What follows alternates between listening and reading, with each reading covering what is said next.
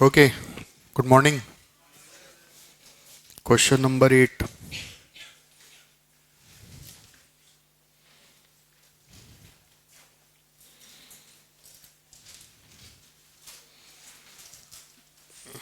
Question number 8 में आ जाइए।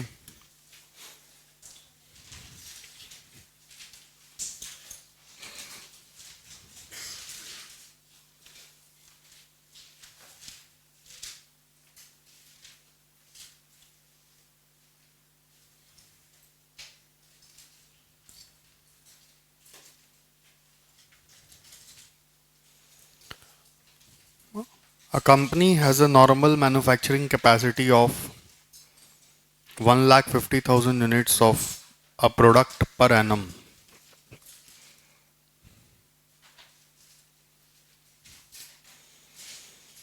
The actual cost based on this output achieved during the last year was as under.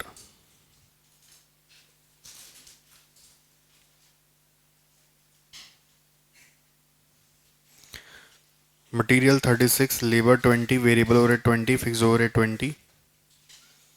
The budget for the next year envisages the following increases.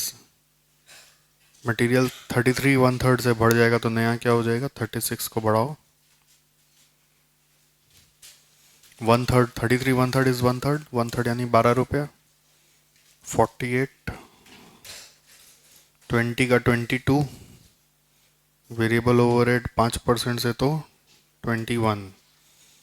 अच्छा, fixed overhead पहले total कितना रहा होगा वो देखो। 20 into 1.5 lakh रहा होगा, 30 लाख। उस 30 लाख को बढ़ाओगे, 30 लाख इंटू 115%, 34.5 लाख। अब एग्जाम में ये सब वर्किंग नोट में होगा, वर्किंग नोट 1 बना के करोगे।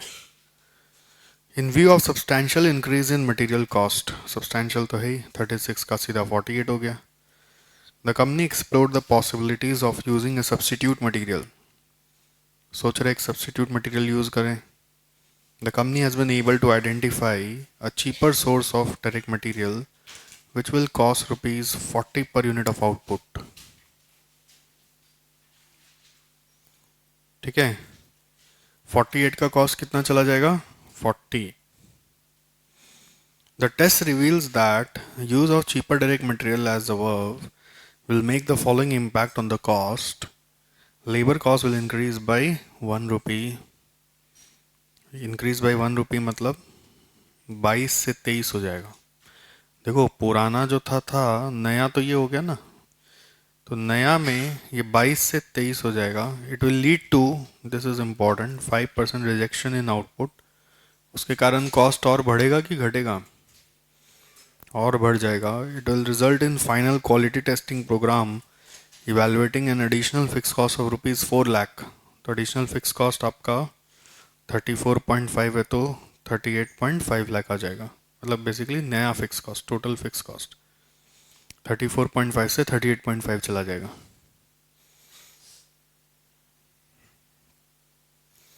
The selling price are estimated as under for different level of volume for the next year. So आप देखिए अलग अलग वॉल्यूम पे अलग अलग प्राइस दिया हुआ है। जैसे नीचे में डिमांड है यानी वॉल्यूम है, ऊपर में प्राइस है। तो करंट में हम लोग का ये वाला डिमांड चल रहा है ना, नॉर्मल कैपेसिटी तो 150 का है, तो उसके अगेंस्ट में ये वाला प्राइस चल रहा है। नाउ रिक्वायर्ड क्या है? Advise whether the company should use the regular direct material और cheaper direct material to maximise its profitability by producing the normal volume of output. यानी कि 1.5 लाख यूनिट्स पर हमें किस पे जाना चाहिए? जिसमें ज़्यादा फायदा आएगा उसमें जाना चाहिए। रेगुलर में जाएंगे तो नया कॉस्ट स्ट्रक्चर ये रहा, और चीपर में आएंगे तो आपको इसके हिसाब से नया कॉस्ट स्ट्रक्चर से जाना होगा। ठीक है, जिसमें मटेरियल कॉस्ट 48 का 40 हो गया, लेबर कॉस्ट 22 का 23 हो गया, वेरिएबल ओवरहेड कुछ नहीं बोला तो सेम रह गया, फिक्स्ड ओवरहेड 38.5 हो गया। बस एक 5% रिजेक्शन हो गया, उसके कारण और एक कॉस्ट एक्स्ट्रा बढ़ेगा। सो आपको दोनों का प्रॉफिट को कंपेयर करना है। Got it? सेकेंड पार्ट में क्या बोल रहा है, considering the range of selling prices estimated at different volume of output, determine the price which will maximize the profit if A. regular materials are used and B. cheaper direct materials are used. So what does this mean? ये रहा selling price का इतना सारा range दिया हुआ है, आपको इन सब प्राइस पे वर्किंग करके बताना है कि किस प्राइस पे प्रॉफिट सबसे ज़्यादा होगा अगर रेगुलर यूज़ किया तो, और अगर चीपर यूज़ किया तो। दो बार वर्किंग करना होगा, इन सब पे बेस्ट प्रॉफिट चूज़ करके निकालना होगा।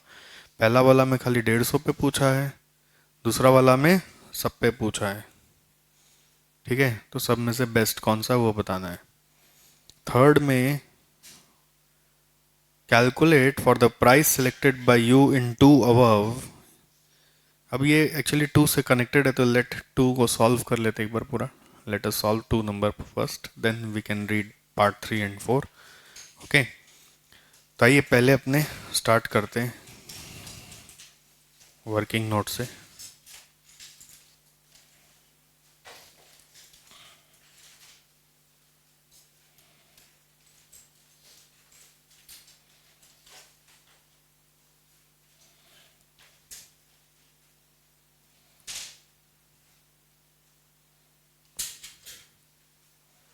Note number 1,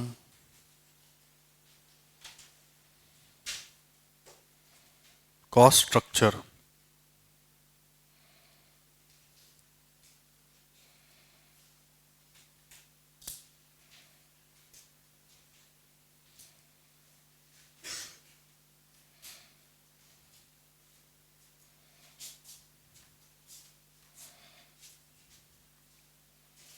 regular material, cheaper material.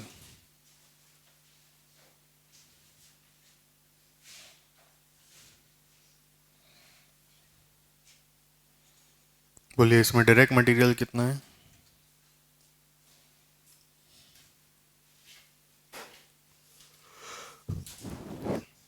36 का 133.33% इज 48, इधर आ गया था 40।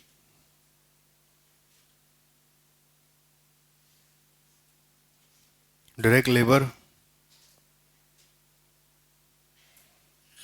20 का 110% 22, और यहाँ पे 23। वेरिएबल ओवरहेड्स का 20 का 105% 21, और ये भी 21।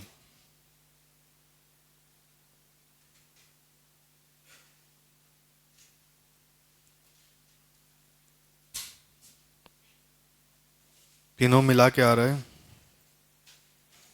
91, और ये 84।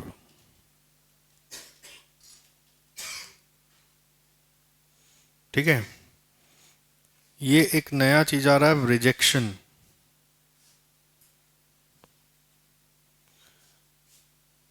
देखो रिजेक्शन को कैसे डील करना है, देर आर टू वेज।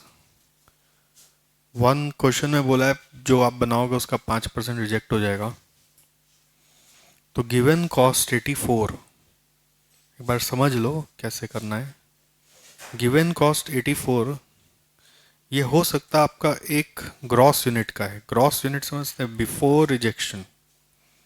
एक यूनिट का कॉस्ट है 84, 5% रिजेक्शन होगा तो 0.05 गया, तो उसका तो कोई वैल्यू नहीं है।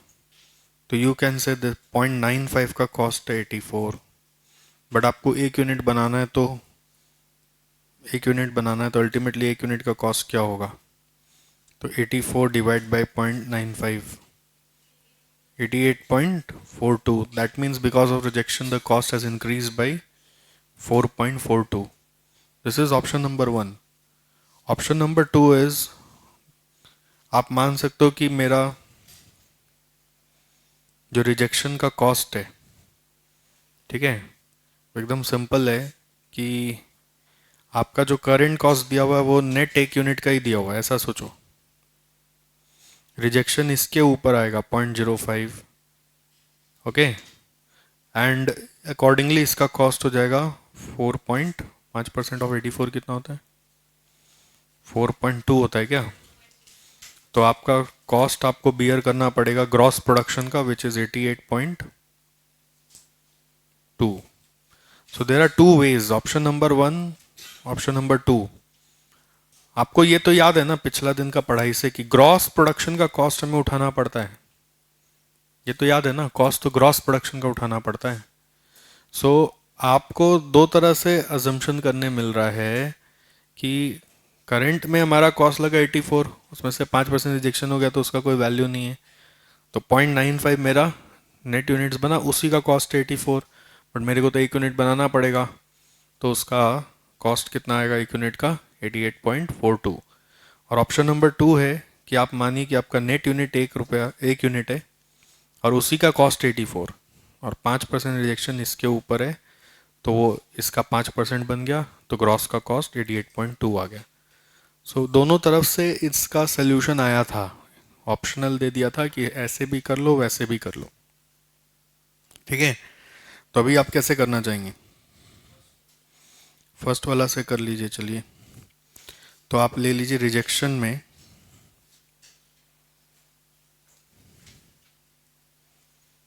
4.42, ये टोटल आ गया 88.42 net variable cost per unit of output. यहाँ पे कुछ नहीं, यहाँ 91 ही रह गया। रिजेक्शन का वर्किंग नोट लिखिए एक 2।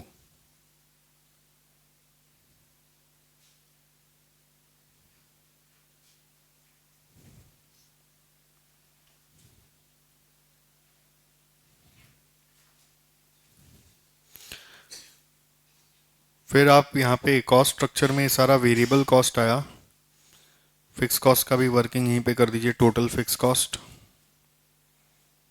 गिवन कितना था, 20 इंटू 1.5 लाख इंटू 115% से आया 34.5 लैक्स, और ये है 38.5 लैक्स।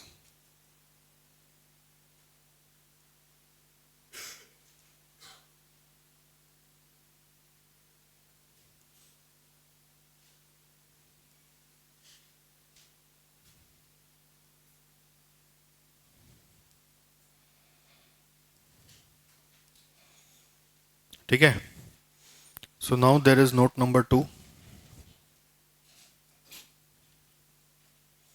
Cost of rejection.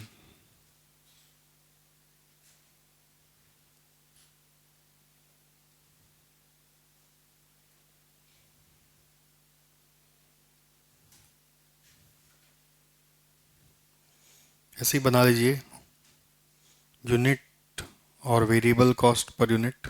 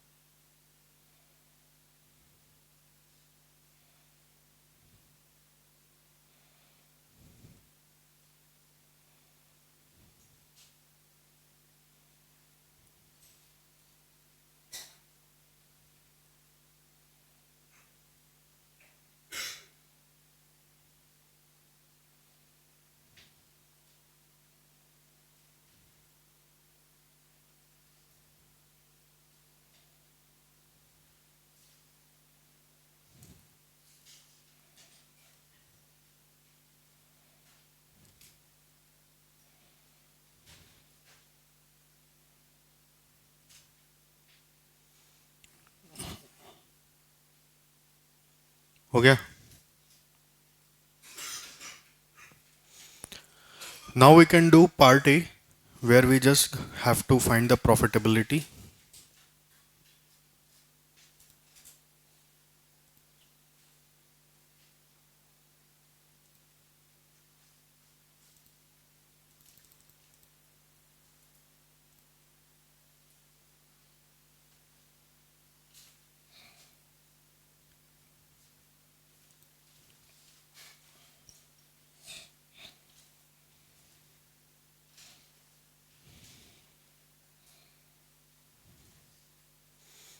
आइए solution to part 1।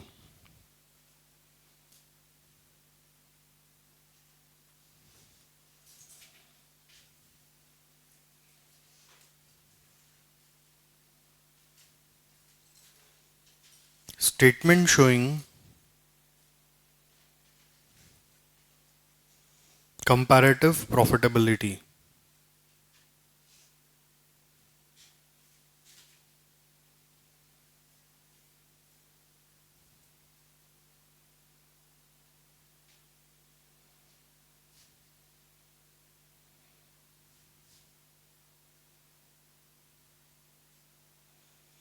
Particulars: regular material, cheaper material.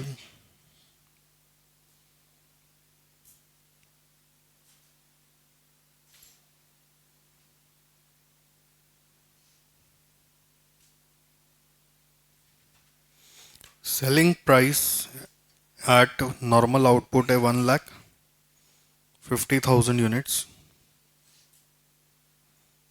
ये ना उसका सेलिंग प्राइस कितना देखो 144। वेरिएबल कॉस्ट पर यूनिट जो आप नोट 1 में निकाले, रेगुलर में कितना है और चीपर में 88.42। So we have contribution per unit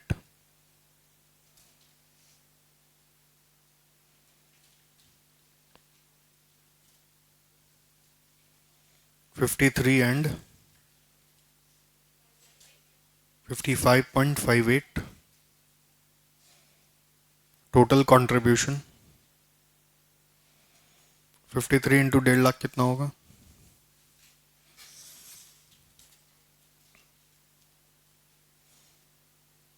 79 lakh 50,000 और ये वाला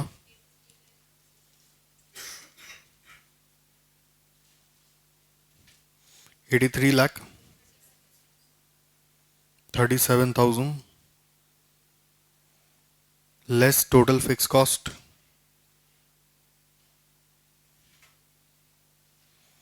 34,50,000 and 38,50,000। So we have the profit 45 lakh और 44,87।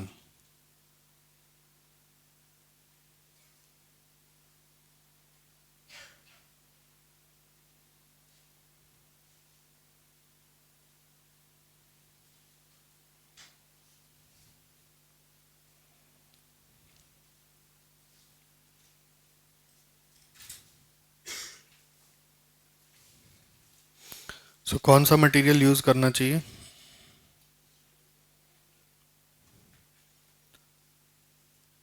Therefore the company should use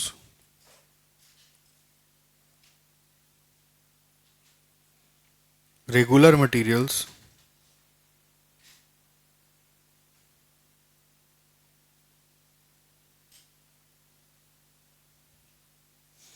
in order to maximize the profit।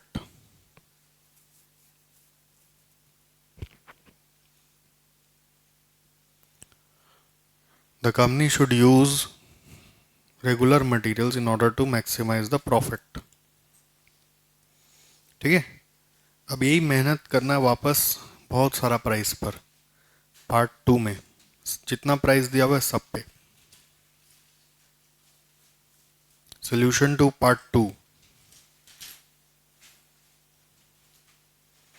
Statement showing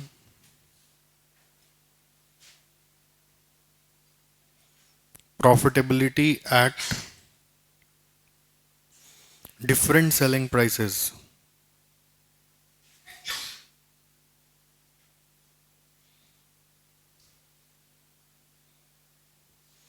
particulars selling price का क्या क्या ऑप्शन है नाम बोलो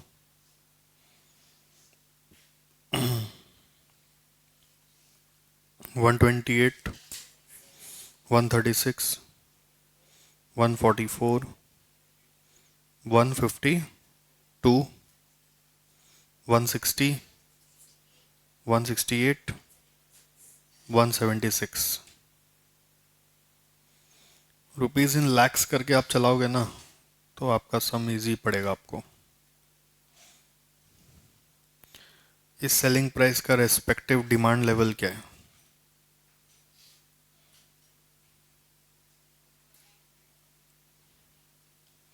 1,90,000, फिर 1,70,000, 1,50,000, 40, 25,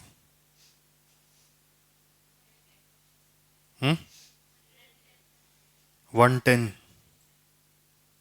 और 95,000।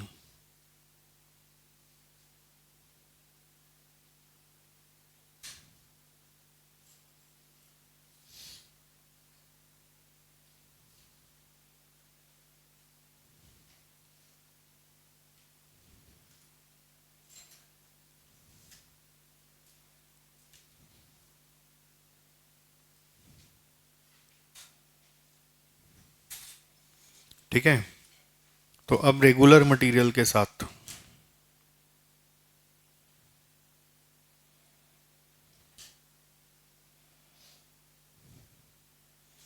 कंट्रीब्यूशन पर यूनिट,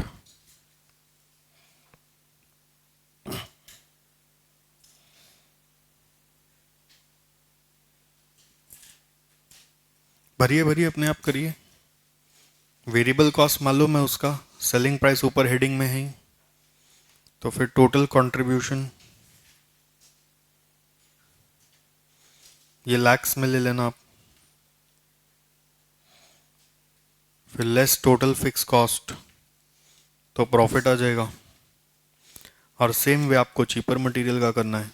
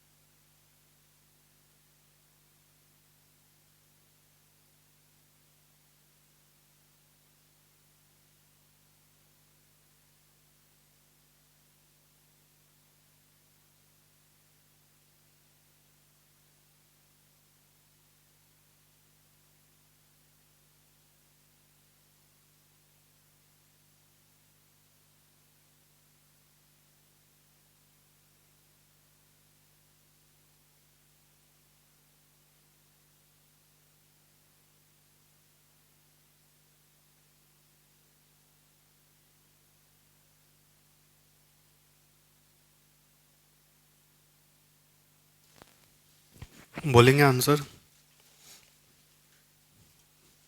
प्रॉफिट बोलिए रेगुलर में। 35.8, 42, 45, 50.9, 51.75, 50.2, 46.25।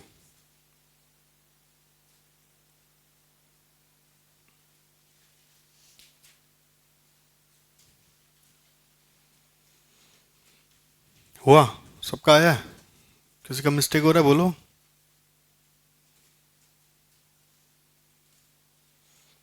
इधर वाला? हम्म? कितना? 36.702, 42.386, 44.87, 50, 50.512, 50.975, 49.04, 0438, 038, 44.701।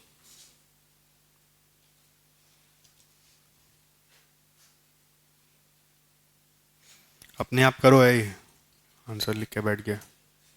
हाँ, तो ये भी करिए ना, वेट कर रहे हैं हम, आप करिए, जल्दी करिए।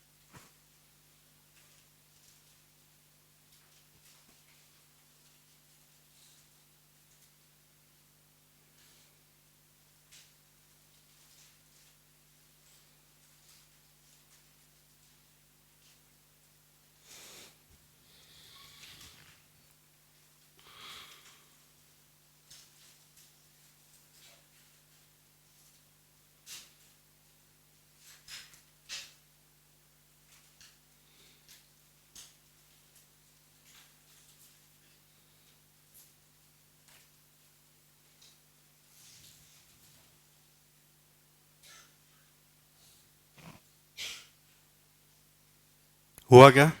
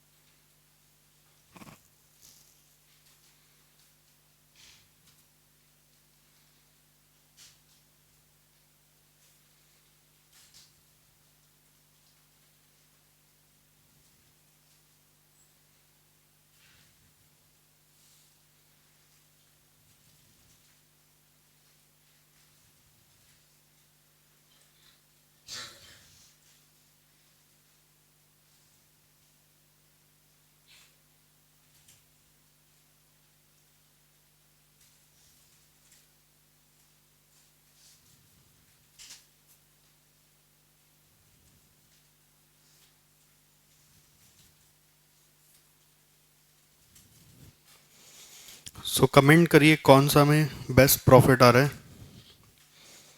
जैसे रेगुलर मटेरियल का बेस्ट प्रॉफिट कहाँ पर है, यहाँ पे और यहाँ पे सेम एक ही जगह दोनों का बेस्ट प्रॉफिट आ रहा है, मतलब एक ही सिनेरियो पे आ रहा है, वो 160 वाला पे यहीं पे आ रहा है ना।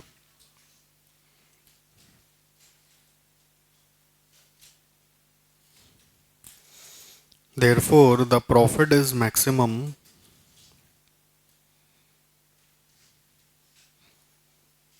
for both regular and cheaper materials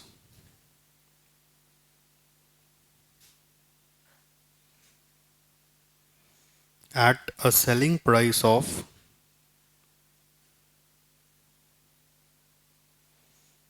rupees 160 and demand of 1,25,000 units.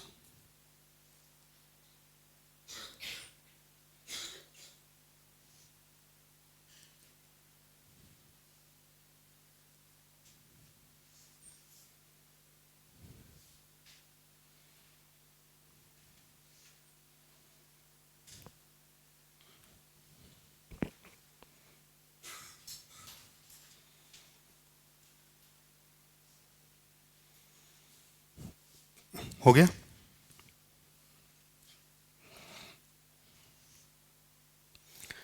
Now let's read part 3. Calculate for the price selected by you in two above. आपने जो सिलेक्ट किया वो ये वाला लेवल सिलेक्ट किया.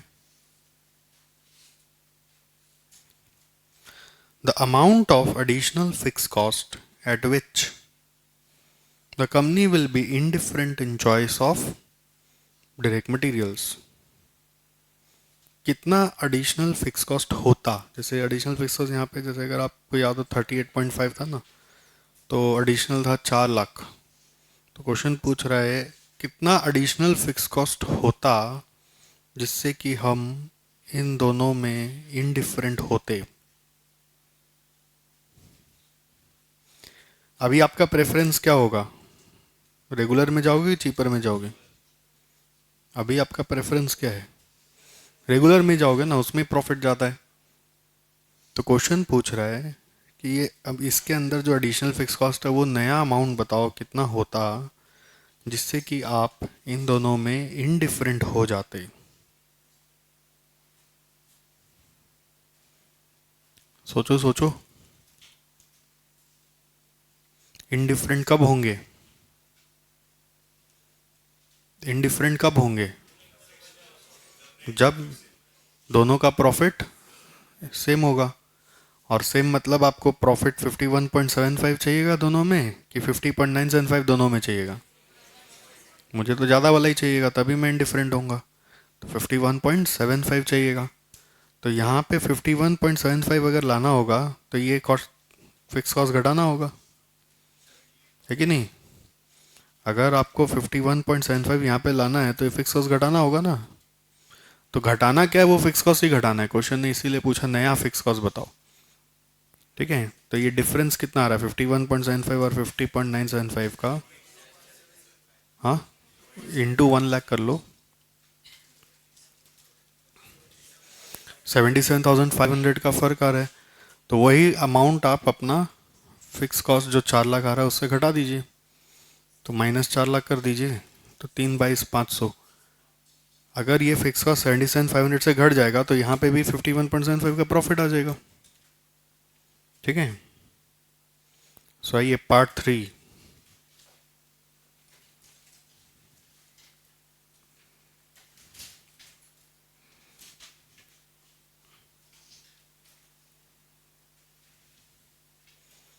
The company will be indifferent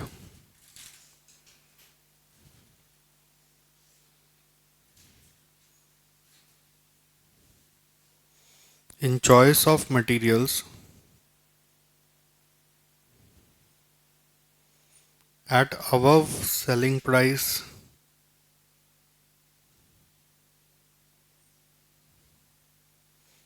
of rupees 160 if the profit of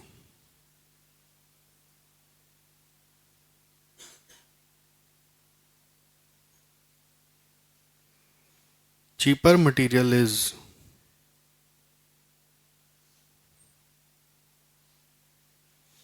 if the profit of cheaper material is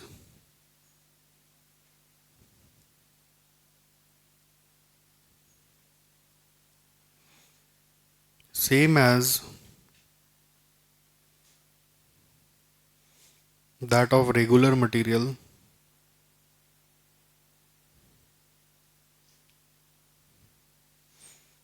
is equal to rupees 51.75 lakhs.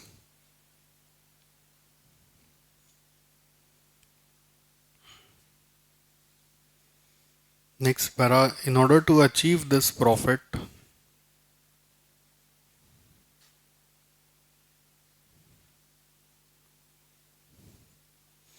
the fixed cost of cheaper material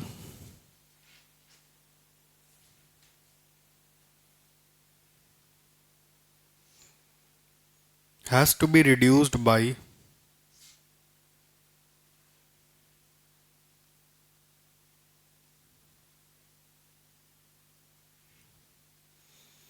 51.75 lakh minus 50.975 lakhs,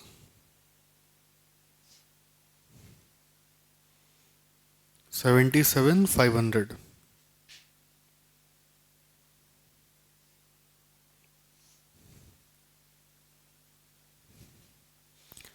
That is the maximum additional fixed cost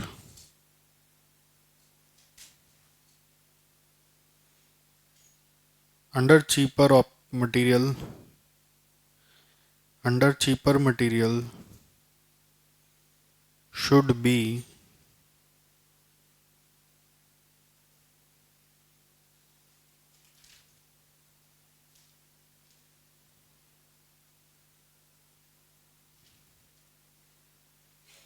4 lakh minus 77,500.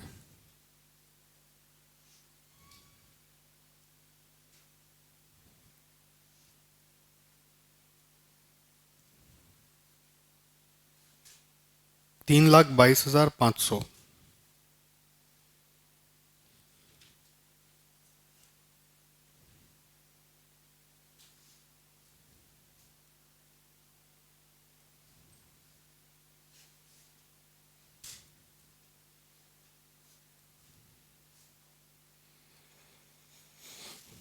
4 lakh minus 77,500 is 3,22,500. ठीक है, next पढ़िए क्या बोल रहा है. Indifference point of additional quality cost if selling price is rupees 160 per unit.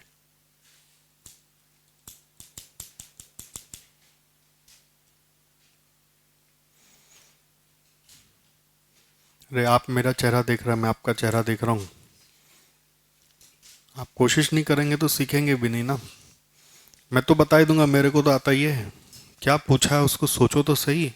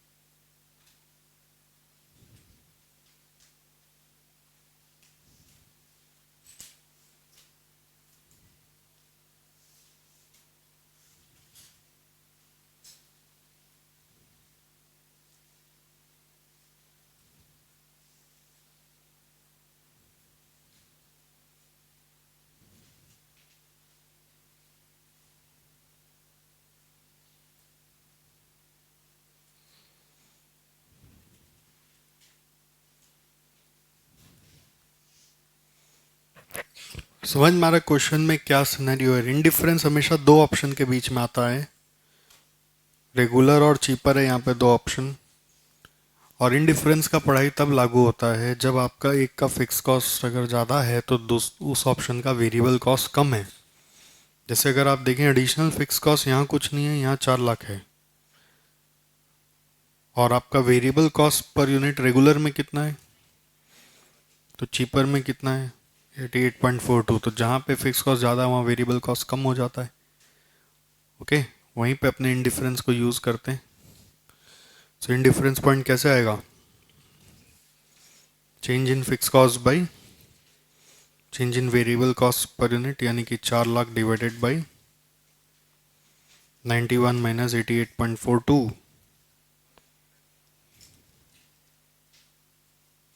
2.58 आ रहा है क्या?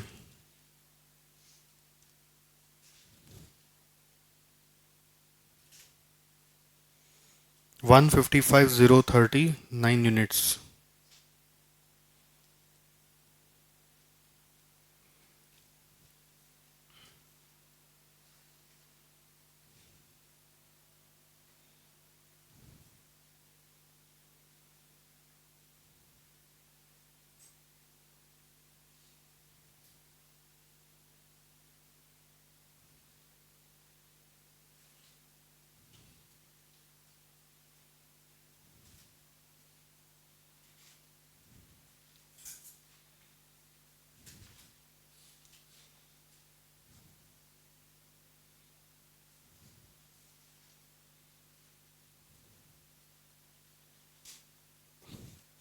हुआ 155,039 यूनिट्स। ओके,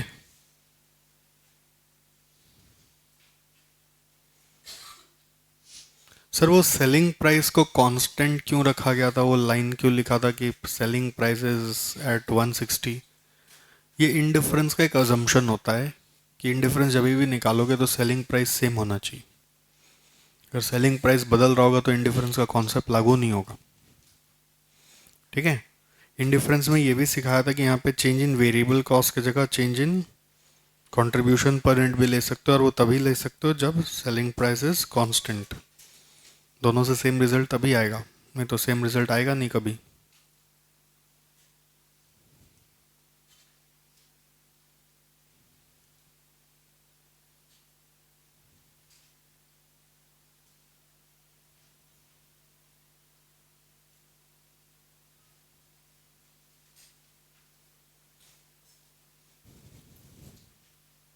हुआ? What does this mean? 155,039 का इंटरप्रिटेशन क्या होता है कि अगर आपका सेल्स वॉल्यूम इससे ज़्यादा होगा तो कौन सा ऑप्शन रिकमेंडेड होगा? Cheaper material. क्यों? क्योंकि उसका फिक्स कॉस्ट ज़्यादा है। चीपर मटेरियल का प्रेफरेंस इससे ज़्यादा पे आएगा क्योंकि उसका फिक्स कॉस्ट ज़्यादा है।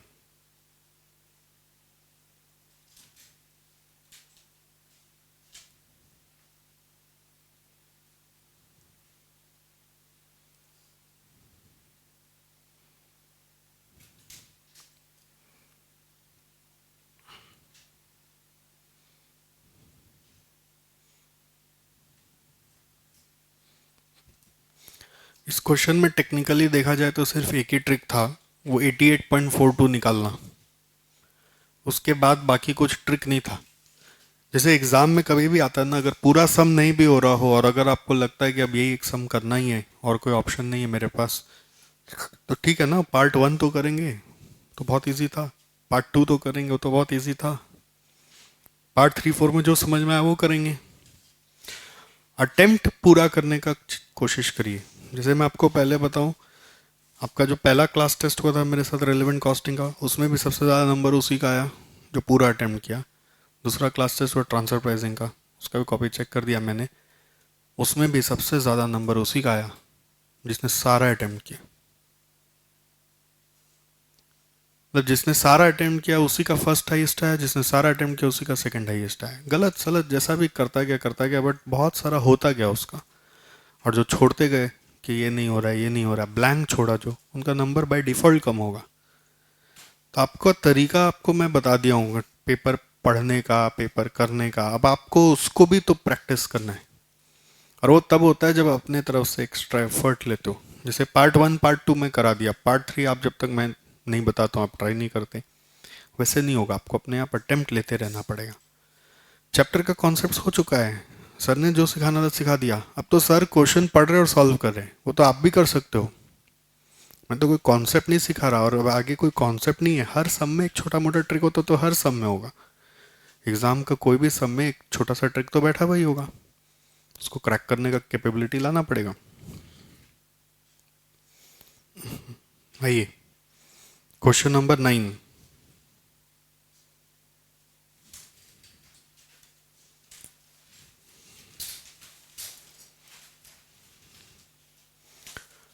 Come to question number 9. A Limited produces and markets a range of customer durable appliances. It ensures after sale service through X Limited. The big appliances are serviced at customers' residence, while small appliances are serviced at workshop of X Limited. So यहाँ पे अभी तक क्या समझाया हम लोग को?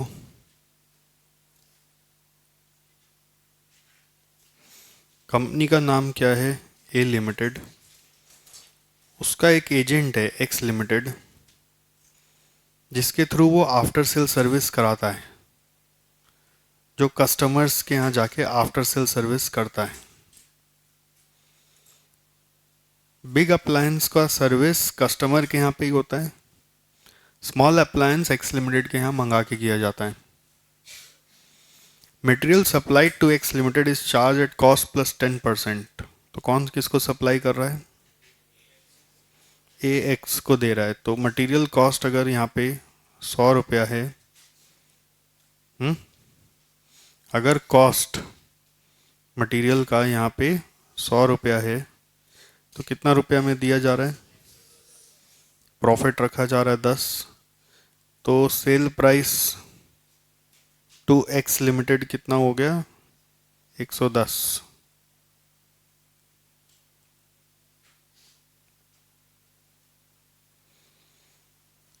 Next, X limited charges customers at 25% over the above price. तो एक्स लिमिटेड का परचेज कॉस्ट क्या हो गया? 110। वो उस पे प्रॉफिट कितना रख लेता है? कितना हुआ इसका 25%? 27.5। तो sale price to customers, selling price to customers is 137.5।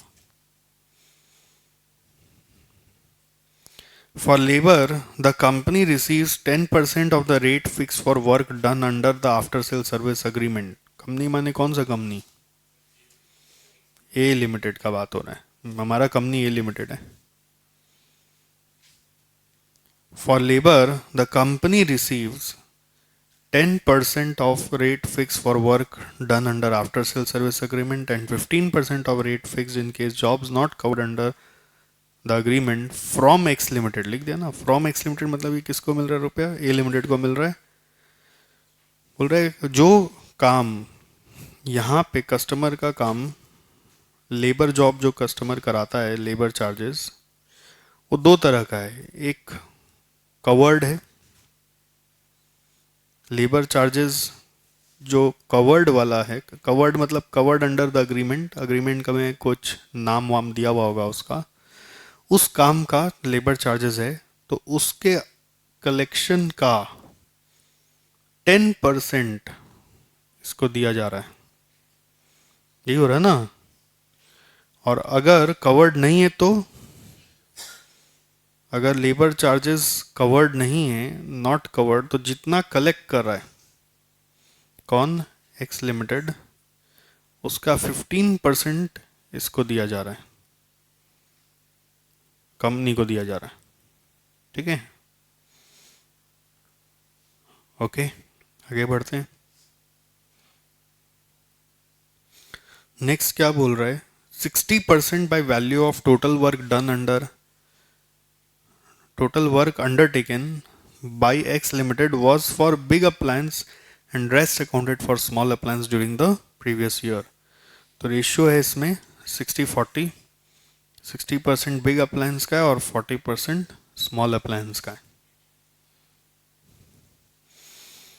So next क्या बोल रहा है, कंपनी डिसाइड्स टू, कंपनी माने कौन, A Limited decides to carry out all or some of the work itself and has chosen one area in the first instance.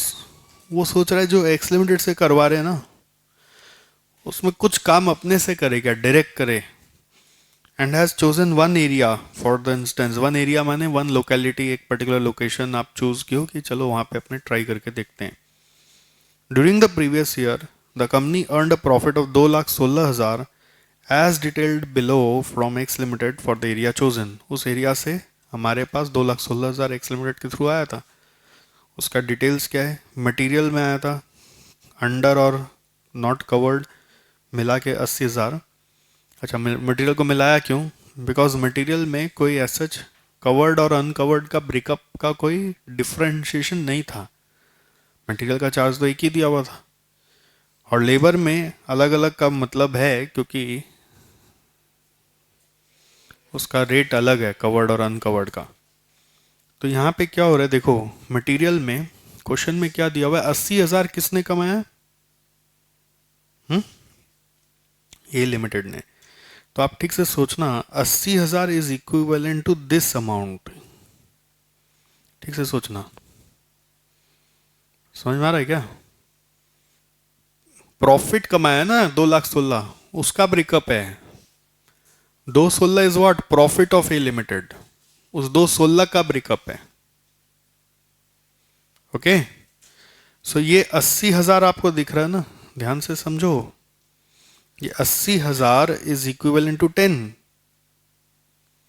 तो मैं ये जानना चाहता हूं, तो उस समय हमारा कस्टमर से हम कितना कलेक्ट कर रहे होंगे.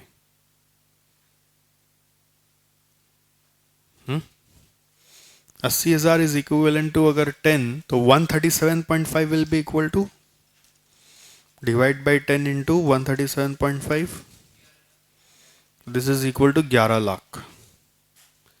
समझ में आया मैंने क्या बोला, कि अगर ए लिमिटेड को 80,000 का फायदा हो रहा है तो दैट इज इक्वल टू 10 रुपया.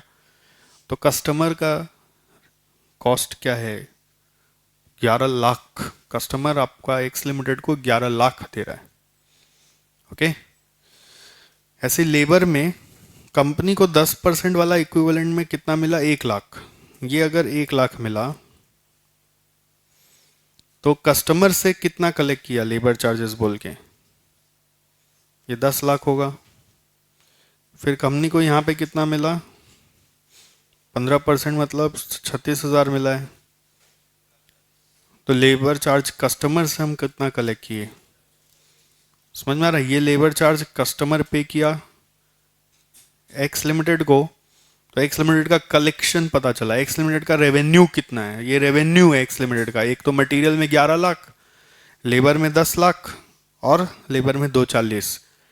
मटेरियल में 11 लाख में 80,000 ए लिमिटेड का प्रॉफिट है और 10 लाख में ए लिमिटेड को 1 लाख मिला और 240 में ए लिमिटेड को 36,000 मिला. करेक्ट, डेटा समझ में आया. नेक्स्ट क्या बोल रहा है, company forecast same value of work in that area for the ensuing period. ये तो प्रीवियस ईयर का है ना, तो नेक्स्ट पीरियड में भी यही वॉल्यूम ऑफ वर्क रहेगा उस पर्टिकुलर एरिया में. The following 3 options are under the consideration of management. So पहला है to set up a local service centre to provide service for small appliances only. बोल रहा है खुद का स्मॉल अप्लायंस का काम करेंगे. Existing system is to continue for big appliance. Big appliance चलने दो एक्स लिमिटेड के भरोसे. दूसरा ऑप्शन कंपनी सोच रहा है कि अपने से बिग अप्लायंस करते हैं, to set up a local service centre for big appliance only and existing system to continue for small appliance. तीसरा सोच रहा है वो to set up a local service centre to provide service to all appliance, मतलब सारा खुद से ही करेंगे. Existing system then stands withdrawn. उस पर्टिकुलर एरिया में फिर एग्जिस्टिंग सिस्टम विड्रॉ कर लिया जाएगा, एक्स लिमिटेड को हटा दिया जाएगा. The relevant cost for carrying out jobs under the above options are as under. Relevant cost मतलब ये सारा का सारा लेना ही है। इंक्रीमेंटल कॉस्ट है, ऑप्शन 1 2 3 का कॉस्ट स्ट्रक्चर आपको दिया हुआ है कि ये सब आपका कॉस्ट लगेगा। ऑफ कोर्स ऑप्शन 3 में सबसे ज़्यादा कॉस्ट आएगा क्योंकि वहाँ पे सारा काम खुद से कर रहे हो। You are required to find out the most profitable option. ठीक है, आपको डेटा समझ में आया पूरा क्या हो रहा है यहाँ पे? रुको ना, एक बार लिखेंगे, पहले समझो एक बार और। सो हम लोग जो काम अभी एक्स लिमिटेड से करा रहे हैं वो काम डायरेक्ट करने का सोच रहे हैं, और हम लोग 3 ऑप्शन लेके आए माइंड में।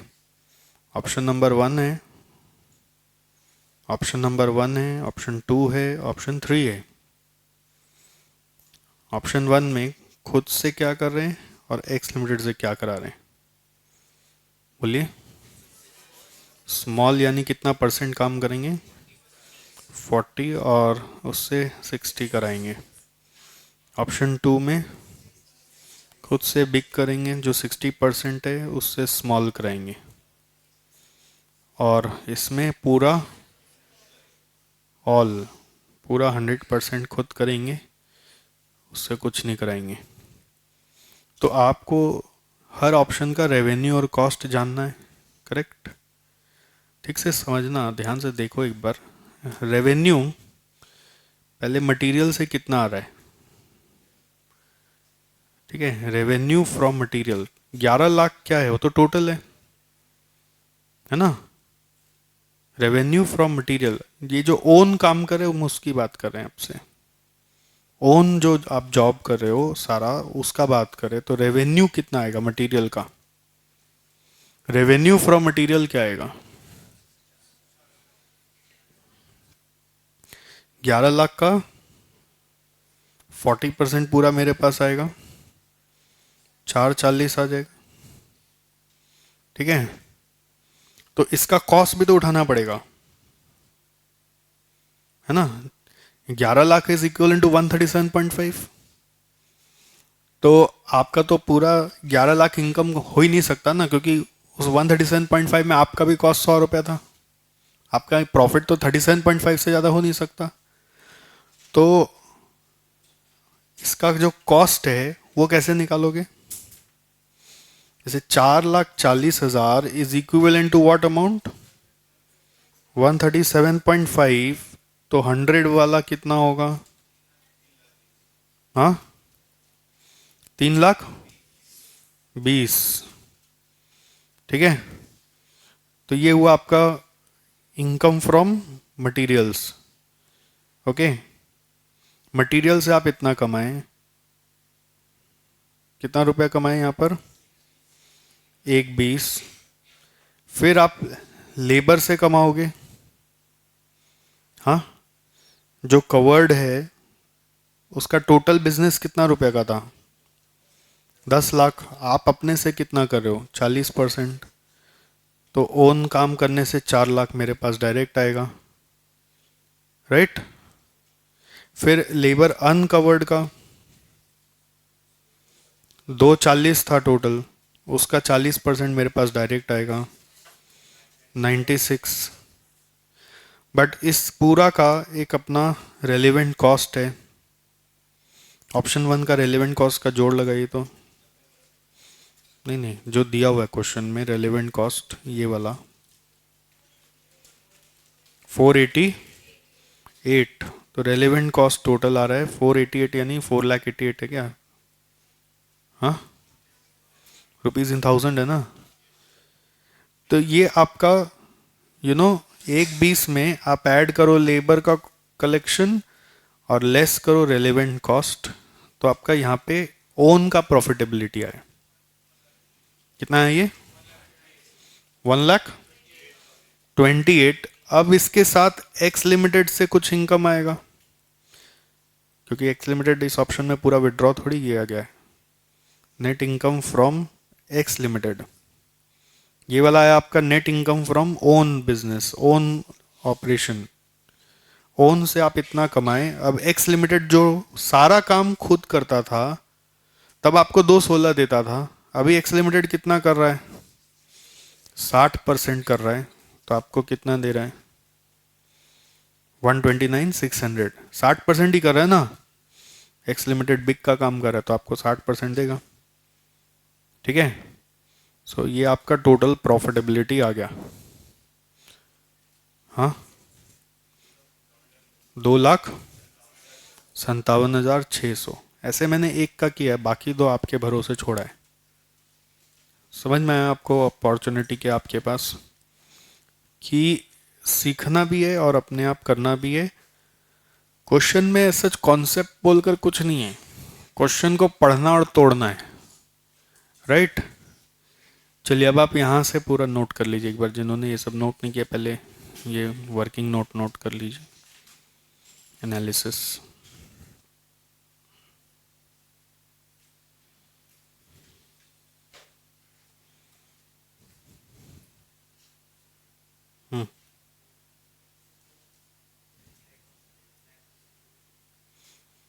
को शॉर्टकट मार दिया उसमें, फिर उसका कॉस्ट भी लेना पड़ेगा।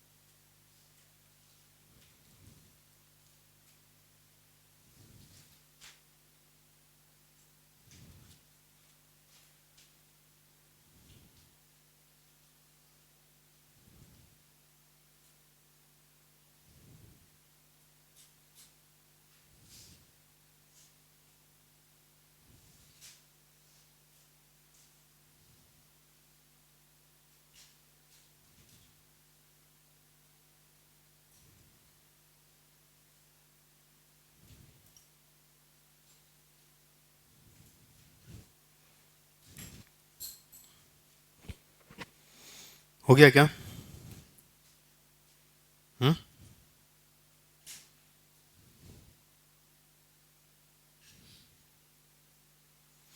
so statement showing comparative profitability.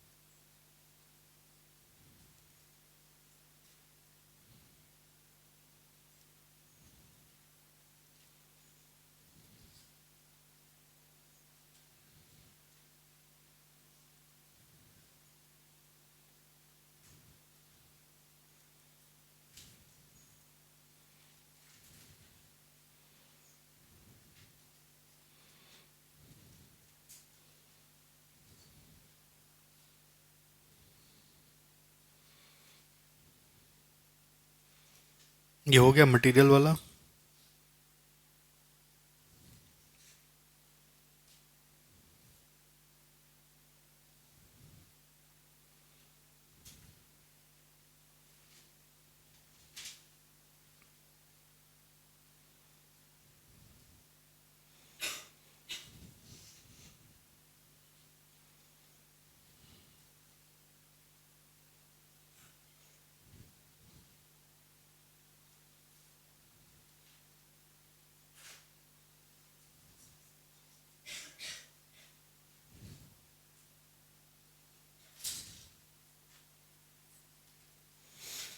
बाकी दोनों जल्दी से फिलअप कर दीजिए।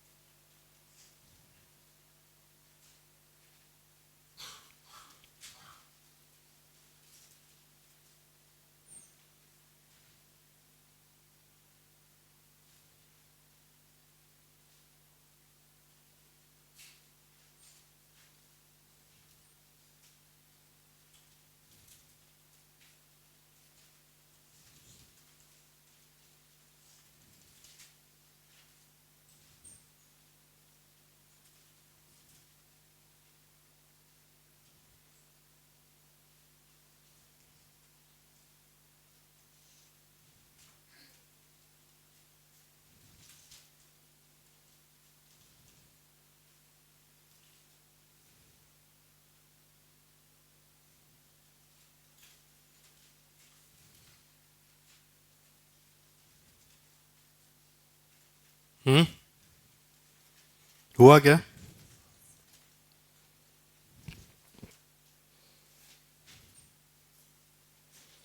बिग में आ जाए।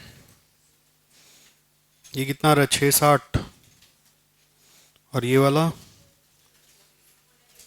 480, 180। ये वाला 6 लाख, 144, 793, 131। 216 का 40%, 86,400, 17, 17,400। नेक्स्ट इधर आ जाओ। पूरा 11 मेरा हो जाएगा, 8 लाख आ जाएगा। 3 लाख। ये पूरा 10, पूरा 240। Relevant cost 1280, 260 dash 260।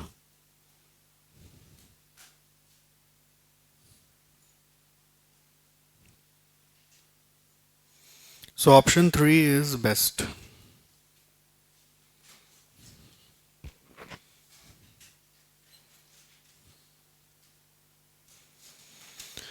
Other considerations बहुत सारे हो सकते हैं, जैसे फोकस डाइवर्ट हो जाएगा, है ना।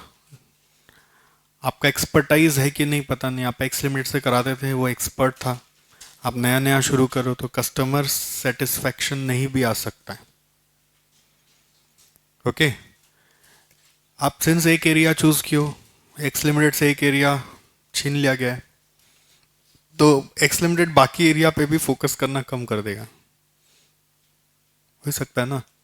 लेकिन एक छीन लिया, आप तो सब छीन लेगा, कौन दिमाग लगाएगा, कंपनी को डुबा के जाएंगे। ऐसा ऐसा प्रॉब्लम होता है, बिहेवियरल इश्यूज होता है, ठीक है। तो अदर कंसिडरेशन को भी ध्यान में रखते हुए आपको ये स्टेप उठाना चाहिए। अदर कंसिडरेशन, एक्सपर्टाइज का इशू हो सकता है, फोकस डाइवर्ट हो सकता है, एक्स लिमिटेड से रिलेशन प्रॉब्लम हो सकता है, रिलेशंस बिजनेस रिलेशन खराब हो जाएगा, कस्टमर सेटिस्फैक्शन नहीं भी आ सकता है।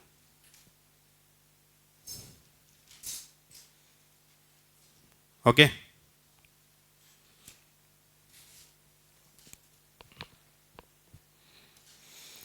क्वेश्चन नंबर 10, इसको अटेम्प्ट करने बोला था, किया था क्या?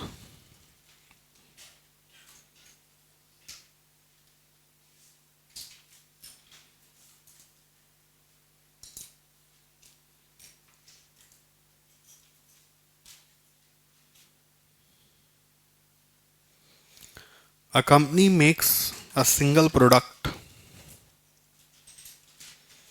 which sells at rupees 800 per unit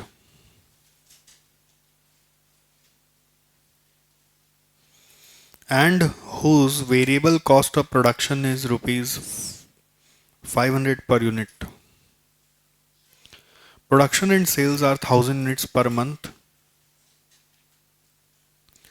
Production is running to full capacity and there is market enough to absorb an additional 20% of output each month.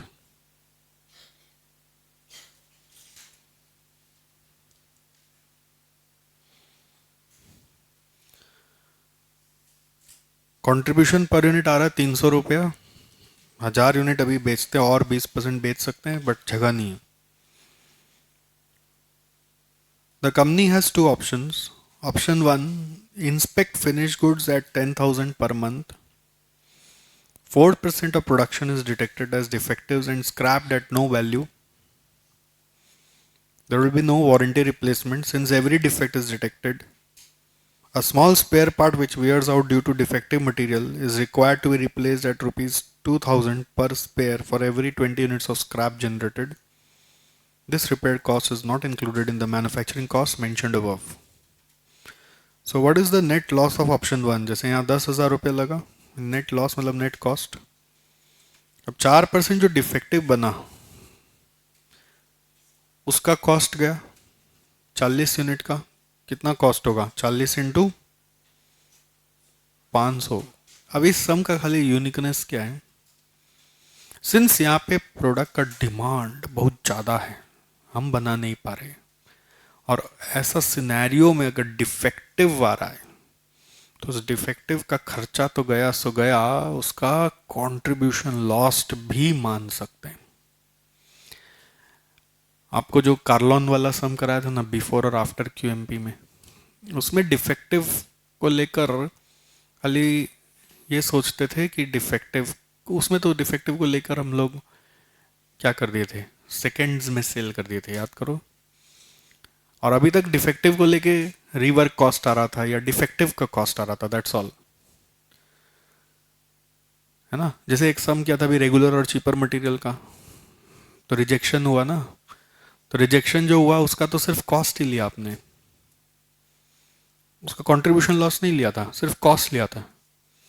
Contribution loss हम जनरली तब prefer करते हैं जब मार्केट में डिमांड है, clearly लिखा है कि आप और भी सेल कर सकते हो। अब उस सिनेरियो में अगर कोई डिफेक्ट होता है ना, तो उसका कमाई का भी नुकसान हो रहा है।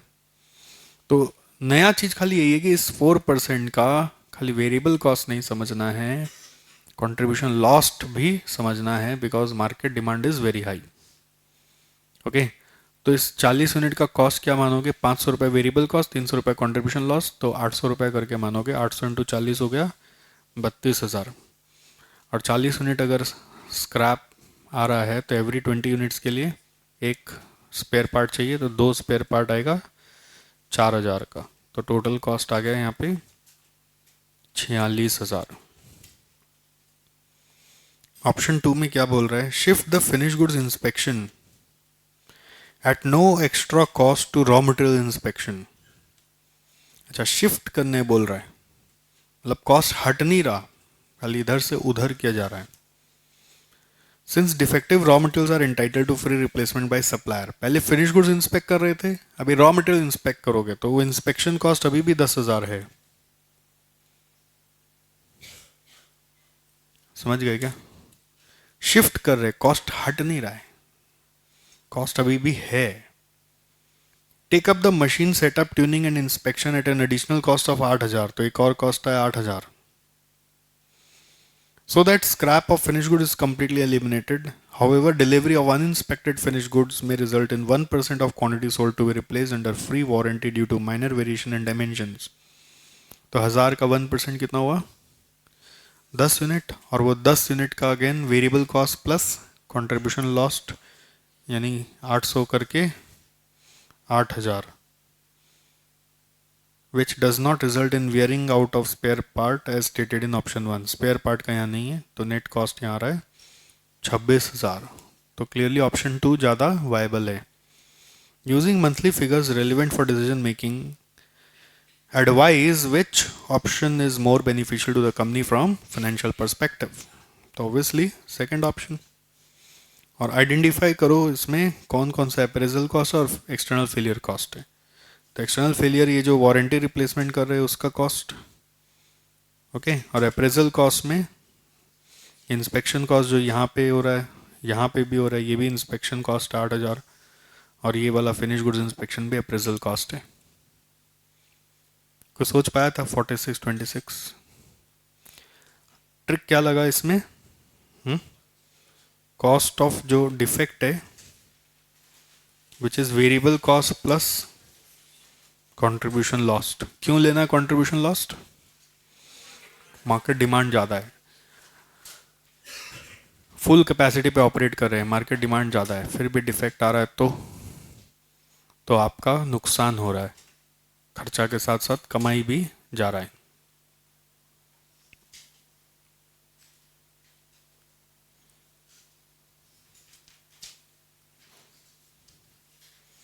Question number 10।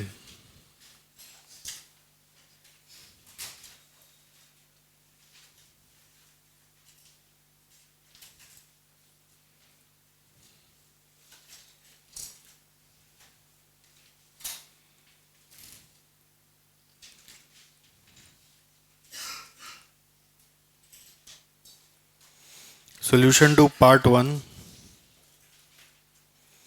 Statement showing incremental cost of option 1.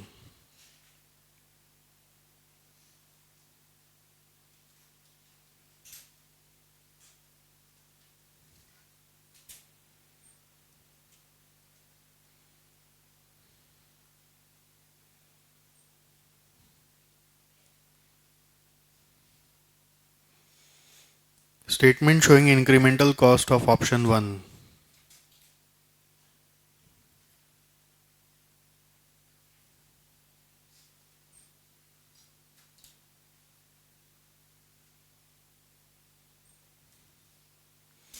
Finish goods inspection का 10,000, फिर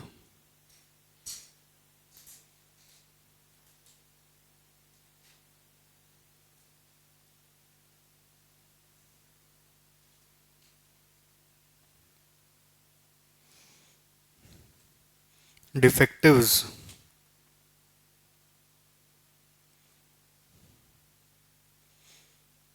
variable cost plus contribution lost. Variable cost है 500 plus 300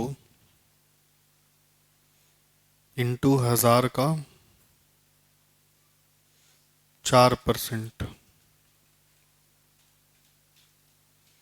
32।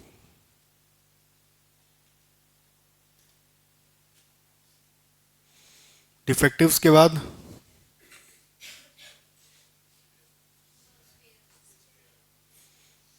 Spare parts 2000 into 2 spare parts 4000, 46।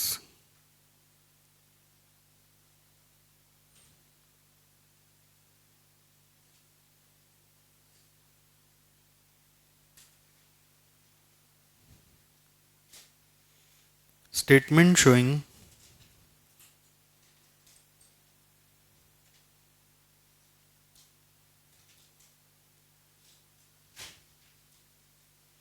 incremental cost of option 2,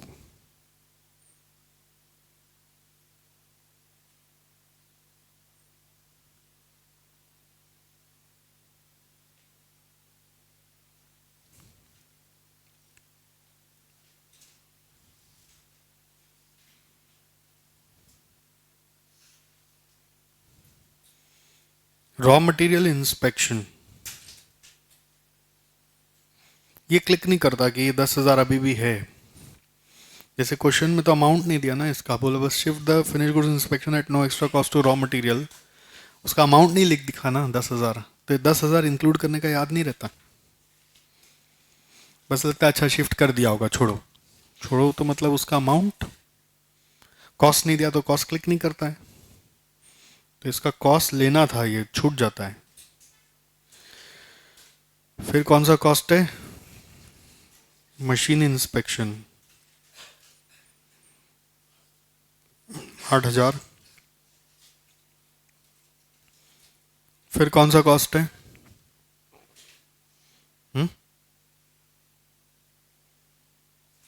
warranty replacement,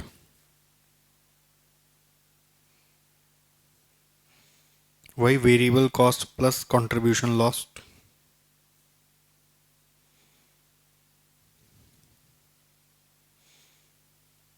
$500 plus 300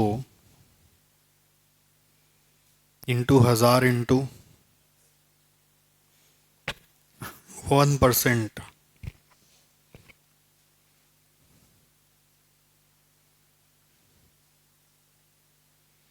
8,000।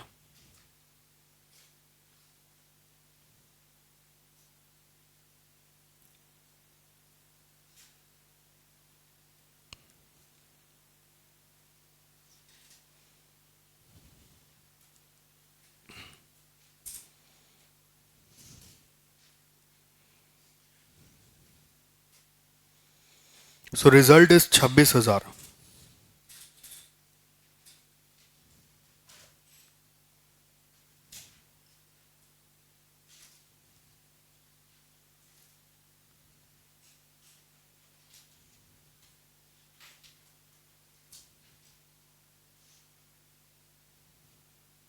हुआ? So which option is better? Option 2 is best.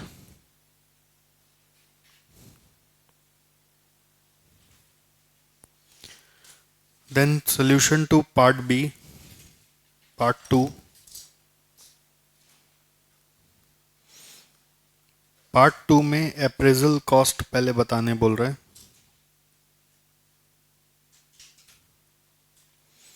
दो column बना दीजिए, option 1 option 2।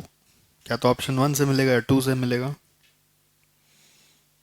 तो appraisal cost option 1 में था finish goods inspection 10,000 रुपया। फिर और कुछ नहीं था ऑप्शन 1 में। ऑप्शन 2 में आया raw material inspection 10,000, machine inspection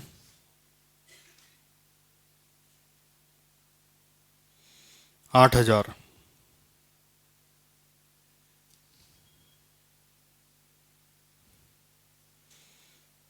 external failure cost,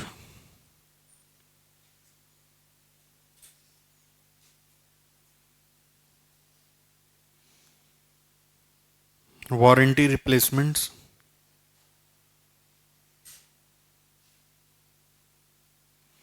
जो सिर्फ ऑप्शन 2 में आया कितना, 8,000। उस स्पेयर पार्ट का कॉस्ट कौन सा हेड में जाएगा, इंटरनल फेलियर में जाएगा। और वो डिफेक्टिव्स वाला ऊपर में, वो भी इंटरनल फेलियर, डिफेक्टिव कस्टमर को तो नहीं डिलीवर हो रहा ना, तो ये भी इंटरनल फेलियर है। पूछा नहीं है, हो गया सम वैसे तो।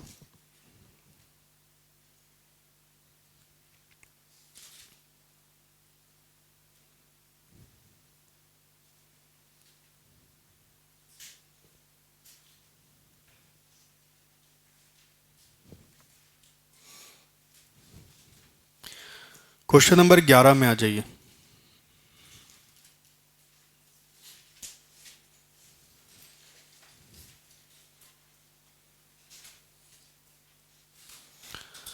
ये सॉल्व किया हुआ है, इसको कॉपी में करना नहीं है, इसको बस फॉलो करिए।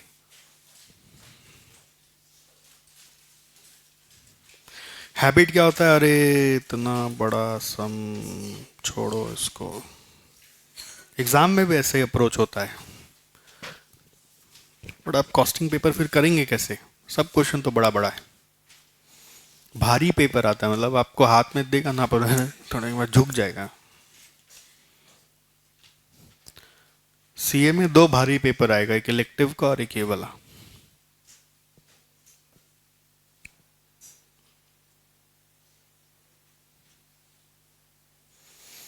देखिए, Burdoy limited has a dedicated set of production facilities for component x.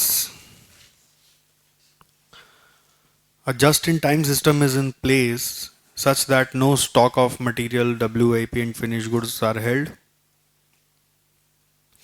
At the beginning of period 1, the planned information relating to the product of component X through the dedicated facilities is as follows.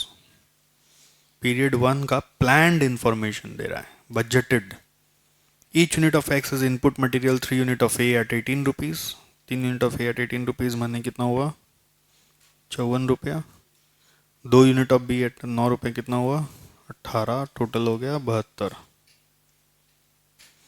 Variable cost per unit of x is 15, fix cost is 1,62,000। It is anticipated that 10% of the units of X worked on in the process will be defective and will be scrapped. 10% जितना gross production होगा ना, work on in the process माने gross जितना होगा उसका defective 10% होगा और उसको स्क्रैप कर देना पड़ेगा। It is estimated that customer will require replacement which is free of charge of faulty units of component X at 2% of quantity invoice to them। याद है ना शेड्यूल, आपको इनवॉइस एकदम लास्ट वाला होता था, उसका 2% आपको रिप्लेस करना पड़ेगा। Bordeaux is pursuing a total quality management philosophy. Consequently, all losses will be treated as abnormal in recognition of a zero defect policy। अब इनके यहाँ ये मानना है कि हमारे यहाँ एक भी डिफेक्ट नहीं आता है, अगर फिर भी डिफेक्ट आ गया तो एबनॉर्मल लॉस है and will be valued at variable cost of production. सारा डिफेक्ट का वैल्यूएशन कैसे होगा वो बता दिया है, at variable cost of production plus contribution loss नहीं लेना है। Actual statistics for period 1 2 3 for component X are shown in appendix below. No changes have occurred from planned price level from material, variable overhead or fixed overhead cost. Cost का price level में कोई change नहीं है। Planned details आपको अभी तक दिया हुआ था और actual का details 3 पीरियड का दिया हुआ है आपको appendix में, ठीक है।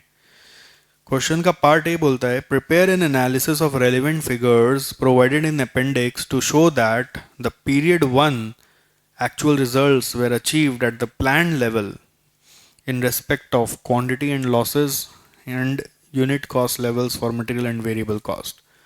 बोल रहा है खाली आप एनालिसिस करके दिखाओ कि पीरियड 1 में जो भी एक्चुअल हुआ were achieved at planned level, जैसा सोचा था वैसा ही हुआ, in respect of quantities and losses and unit cost, मतलब rate per unit of material and variable cost. तो वो आपको प्लान्ड का डिटेल्स तो यहाँ पे मालूम ही है। अब एक्चुअल में चलिए अपेंडिक्स देखिए नीचे, पीरियड 1 पे नोटिस करिए खाली। तो पीरियड 1 का इनवॉइस टू कस्टमर्स कितना है 5400, वर्क डॉन कितना है 6120। तो वो फॉर्मेट क्या होता था याद करो, 6120 सबसे पहले आएगा। लिखना नहीं, आप खाली देखो, you don't have to write. 6120 और माइनस क्या करते हैं आप, डिफेक्ट। क्वेश्चन कितना बोल रहा है, प्लान्ड में कितना डिफेक्ट होना चाहिए 10% यानी 612, माइनस करो 5508, फिर लेस होगा वारंटी वाला, माइनस करके कितना आ रहा है 5400 आ रहा है ना, माइनस करके आ रहा है 5400। सो रिजल्ट आ रहा है 108, यही है क्या, रिजल्ट आ रहा है 108।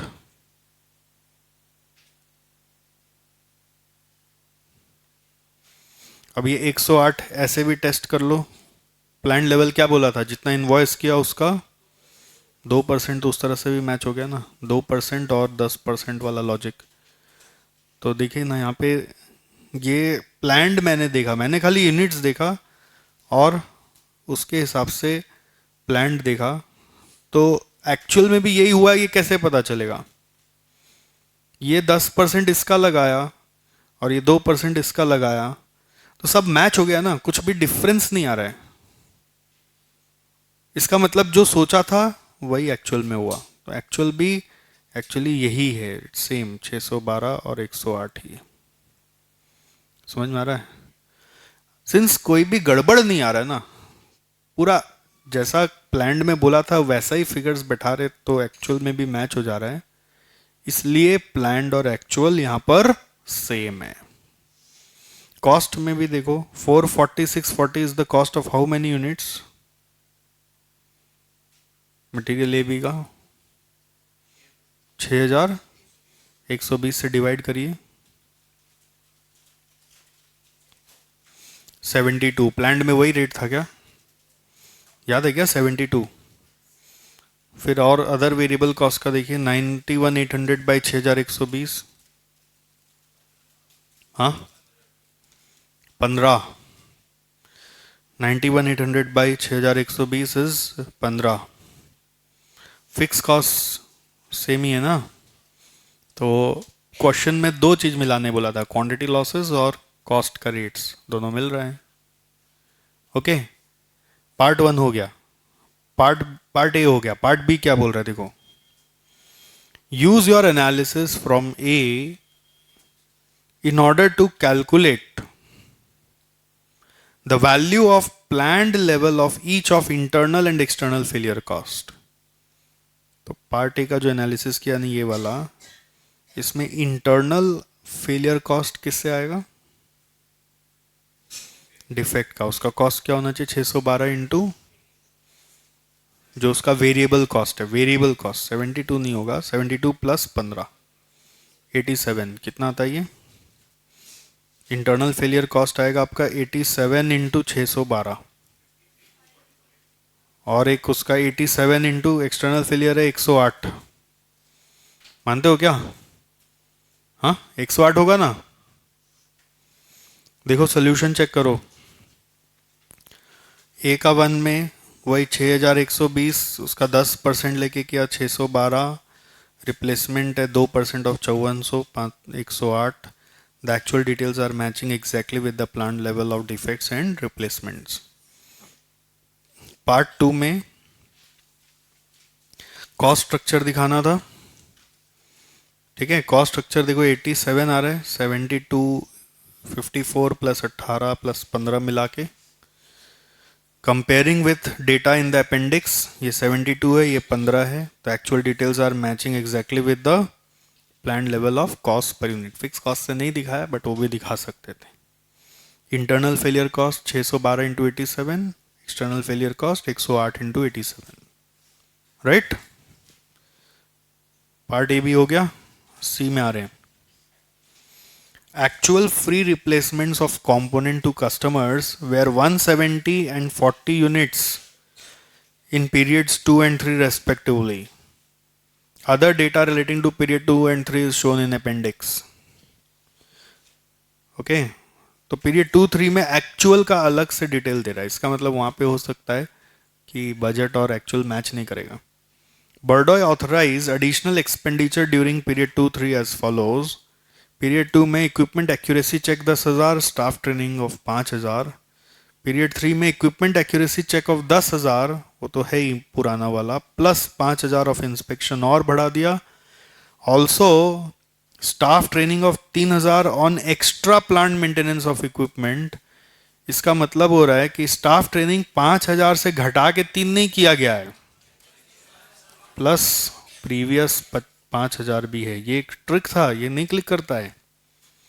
एक्स्ट्रा प्लांट मेंटेनेंस मतलब क्या हो रहा है कि जो है वो तो है ही, प्लस 5,000 और, मतलब प्लस 3,000 और, 5,000 जो था वो तो है ही, 3,000 और। ठीक है, तो पार्ट 3 में क्या पूछ रहा है? Prepare a report which explains the, sorry कहाँ पढ़ रहे हैं, पार्ट 1 में जाना है। सी का 3 पार्ट है, हम लोग सी में आ गए ना, सी का 3 पार्ट है। Prepare an analysis for each of period 2 and 3 which reconciles the number of component invoiced to customers with those worked on in the production process. वही शेड्यूल बनाना है वर्कड ऑन से, कितना इन्वॉइस किया आपने। Analysis should show the change from planned quantity of process losses and changes from the planned quantity of replacement of faulty components in customer hands. ठीक है, analysis should show the change from planned and actual. Okay, तो कैसे दिखाएंगे? जैसे मैं period 2 का करता हूँ, एक बार आपको कॉपी करने की जरूरत नहीं, आप खाली देख लीजिए। पीरियड 2 का बात कर रहा हूँ, ये पीरियड 1 में किया। प्लान्ड कितना होना चाहिए आप देखो, 5500 है, उसका 10% जाना चाहिए था। और ये कितना है, उल्टा लिखा, 6,200 है तो उसका 10% जाना चाहिए था, 620। ये 5500 है तो ये 2% यानी 110 होना चाहिए। और एक्चुअल में ये 6,200 है, ये 5500 है। क्वेश्चन में ऊपर में दिया था ना ये 170 है, तो ये कितना आएगा ऐड करके, 5670 आ रहा है। करेक्ट, बैलेंस कितना आ रहा है, 530। सो ये देखो डिफरेंस आ गया, यहाँ पे 90 बच गया है ना, और यहाँ पे 60 ज़्यादा हो गया। करेक्ट, समझ में आ रहा है डिविएशन? प्लान्ड क्या सोचे थे, इसका 10% इसका 2%, और एक्चुअल में क्या हुआ जो क्वेश्चन में दिया उससे पता कर लिया तो डिफरेंस निकल आया 90-60। ऐसे ही पीरियड 3 का सोचे तो जल्दी से, पीरियड 3 में क्या होगा आप बताएं? पीरियड 3 में क्या होगा, प्लान्ड में कितना होगा, 5780 है ना, उसका 10% 578, और इनवॉइस्ड है आपका 5450, उसका 2% 109। एक्चुअल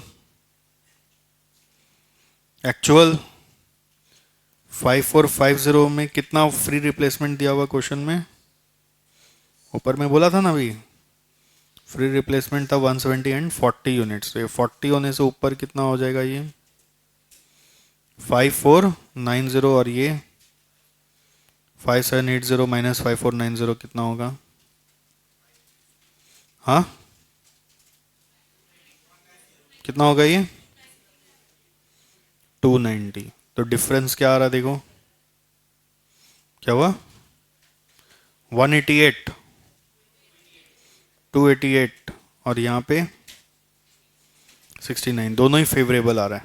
करेक्ट, मिला लीजिए वर्किंग, देखिए 90-60 और 288-69 है क्या, 90-60 288-69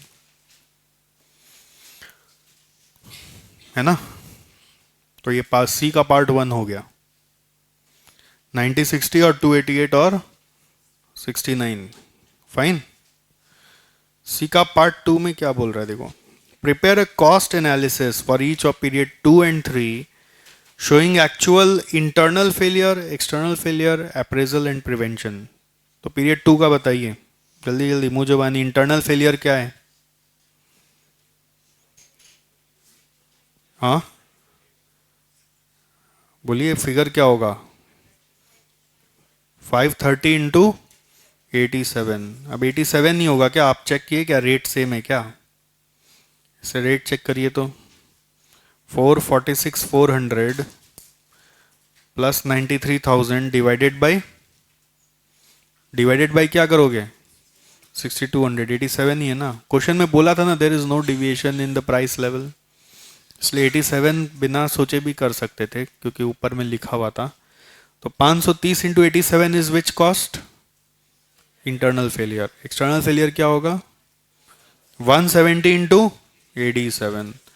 और अप्रेजल कॉस्ट क्या होगा पीरियड 2 में? अप्रेजल कॉस्ट यहाँ पे लिखा हुआ था ना, 10,000, और प्रिवेंशन कॉस्ट 5,000। पीरियड 3 में क्या होगा internal failure? 290 into 87। External failure 40 into 87। और इक्विपमेंट एक्यूरेसी का अप्रेजल कॉस्ट कितना होगा पीरियड 3 में? 15,000। 10 प्लस 5 पीरियड 3 का 15, और प्रिवेंशन 5 और 3। 5 और 3 ट्रिक था, खाली 3 लिख देते आप लोग। ठीक है, चलो मिला लो। देखो 15 और ये 8 में 3 और 5 जोड़ के आया,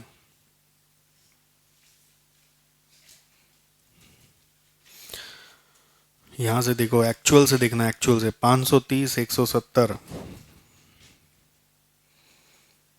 290 और 40।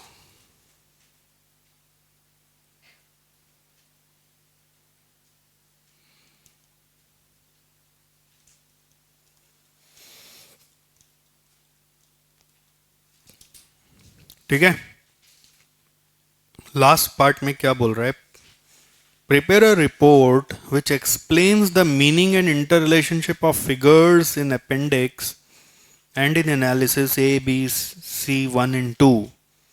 The report should also give examples of each cost type and comment on their use in monitoring and progressing of the TQM policy being pursued by Bardoi Limited.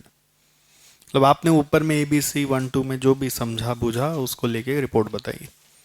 तो एक सिंपल सा बात बताना चाहिए, इंटर रिलेशनशिप जो बोला है ना, इंटर रिलेशनशिप क्लियर है कि जितना ज़्यादा आप कॉस्ट ऑफ कन्फॉर्मेंस बढ़ाते हो उतना आपका कॉस्ट ऑफ नॉन कन्फॉर्मेंस कम होता है। वो दिखा क्या आपको? देखिए ना, कॉस्ट ऑफ कन्फॉर्मेंस पीरियड 2 में बहुत कम था, जैसे 10 और 5 15 था। उसको जब आप बढ़ाए 15 और 8 किया, ठीक है, बढ़ा दिया, तो ये दोनों कॉस्ट आप देखिए कम हो गया ना। तो यही बस रिपोर्ट में लिखना है। उसके अलावा आपको ये भी बताना चाहिए कि डिविएशन आया था, बस। अब देख लीजिए, वैसे क्वेश्चन रिपोर्ट में इन लोग जैसे लिखता है वैसा हम लोग का हिम्मत नहीं होता है लिखने का। जैसे लोग क्या लिखता है, insufficient detail is provided in statistics shown in appendix thus resulting in the need for an improvement in reporting. तुम्हारा डिटेल ही देने का सिस्टम ठीक नहीं लगा मेरे को। ओके, तो ये हिम्मत नहीं होता हम लोग का लिखने का। इन लोग लिख सकता है, इनका ही बुक है। Next, the information presented in C1 indicates that free replacement to customers were 60 greater than planned in period 2, but approximately 70 less than planned in period 3. ठीक है, फ्री रिप्लेसमेंट क्या हुआ? पीरियड 1 में कितना था? पीरियड 1 में तो एक प्लान्ड जितना ही था, तो कोई टेंशन ही नहीं था। पीरियड 2 में 60 ज़्यादा हो गया, डिविएशन के बारे में कमेंट लिखना है। और पीरियड 3 में क्या हुआ? 69 हाँ कम हो गया, तो उसको 70 कर दिया है लोग अपना, अप्रॉक्सीमेटली 70। ओके, 60 ज़्यादा था, फिर approximately 70 less than planned in period 3।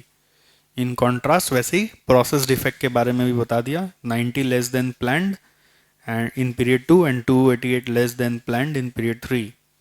फिर internal failure cost shows a downward trend from period 1 to 3 with a substantial decline in period 3. External failure cost increase in period 2 but declined significantly in period 3. Cost savings arising in period 2 and 3 are as follows. क्या हुआ देखो, internal failure cost period 2 में घटा है, period 3 में और ज़्यादा घट गया है, और एक्सटर्नल फेलियर कॉस्ट बढ़ा है, पीरियड 3 में सब्सटैंशियली घट गया है। The above saving should be compared against the investment of ₹10,000 in appraisal and 5,000 in prevention cost for period 2, that is 15,000, and ₹15,000 appraisal cost and 8,000 prevention cost in period 3. It can be seen that the cost exceed the savings in period 2, but the savings exceed the cost in period 3. इतना आप numbers में नहीं लिख पाओ तो भी एक inter relationship जरूर बताना चाहिए कि आप देखिए जैसे जैसे कंपनी ने अपना अप्रेजल और प्रिवेंशन पे खर्चा बढ़ाया वैसे वैसे उनका इंटरनल और एक्सटर्नल फेलियर कॉस्ट कम होता गया। इतना तो लिख ही सकते हैं, ठीक है। फिर ये भी लिखा है, investigation should be made relating to likely time lag from incurring prevention और appraisal cost and the subsequent benefit.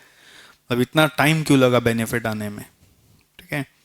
मतलब ये सब भी अपना हिम्मत नहीं होता है सोचने का, इतना टाइम क्यों लगा बेनिफिट आने में। अब आप ये पॉइंट में लिखेंगे, ये क्लिक नहीं करता।